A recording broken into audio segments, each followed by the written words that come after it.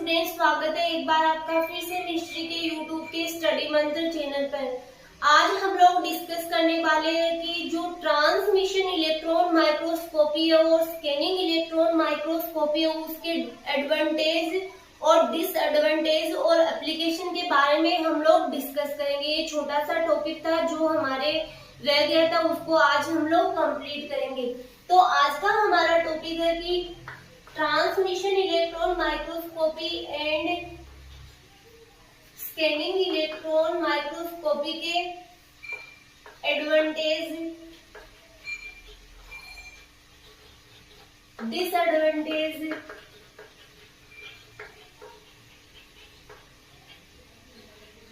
और एप्लीकेशन।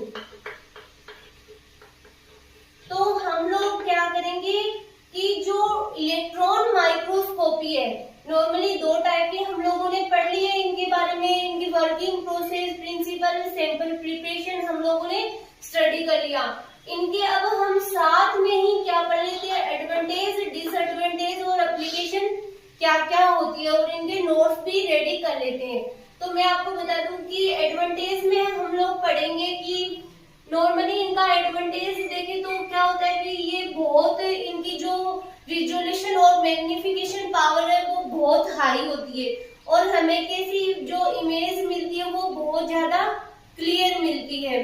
ठीक है, नेक्स्ट हम लोग बात करें कि इसके डिसएडवांटेज में कि नॉर्मली अगर डिसएडवांटेज की बात करें तो ये हम लोग पढ़ सकते हैं इसमें कि जो हम सेम और टेम जो इलेक्ट्रॉन माइक्रोस्कोपी होते हैं वो बहुत ज्यादा क्या होते हैं, लार्ज होते हैं और एक्सपेंसिव भी होते हैं। तो इनको मतलब यूज में लेने के लिए स्पेशल ट्रेनर की जरूरत होती है और एक स्पेशल रूम की भी नीड होती है।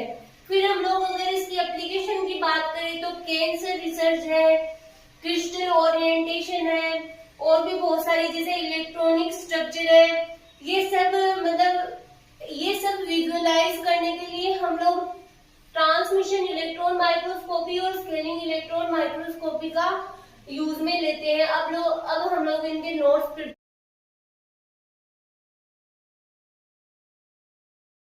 अभी हम लोग इनके एडवांटेज, डिसएडवांटेज और एप्लीकेशन नोट डाउन करते हैं।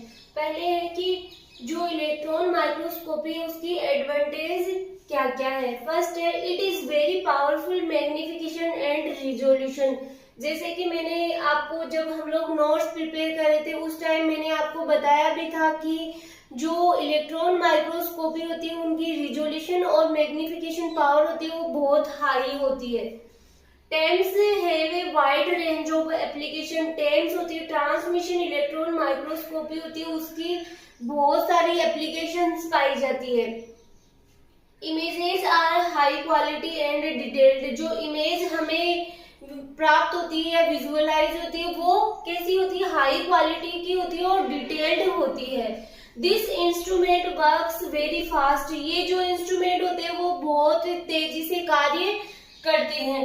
तो अगर आपके एग्जाम में ट्रांसमिशन इलेक्ट्रॉन माइक्रोस्कोपी के एडवांटेज पूछे तो भी आपको यही लिखना है, और अगर जो स्कैनिंग इलेक्ट्रॉन माइक्रोस्कोपी है उसके एडवांटेज पूछे तो भी यही लिखने हैं कि जो टेम और सेम के मैंने साथ में ही एडवांटेज, एप्लीकेशन और डिसएडवांटेज साथ में ही नोट डाउन किए हुए हैं, तो आपको यही लिखना है।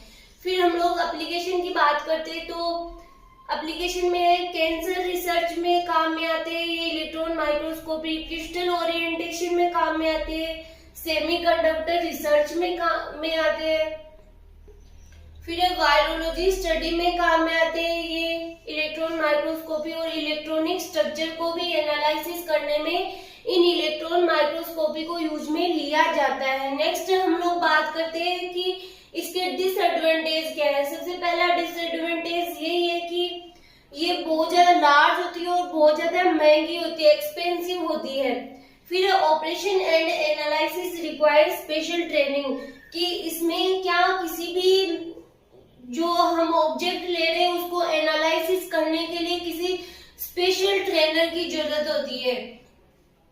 TEM and SEM require special housing and maintenance की जो टेम और सेम होती है, ट्रांसमिशन इलेक्ट्रॉन माइक्रोस्कोपी और स्कैनिंग इलेक्ट्रॉन माइक्रोस्कोपी होती है, वो बहुत ज्यादा लार्ज होती है, जिसके कारण इनको स्पेशल हाउसिंग और मेंटेन की नीड होती है।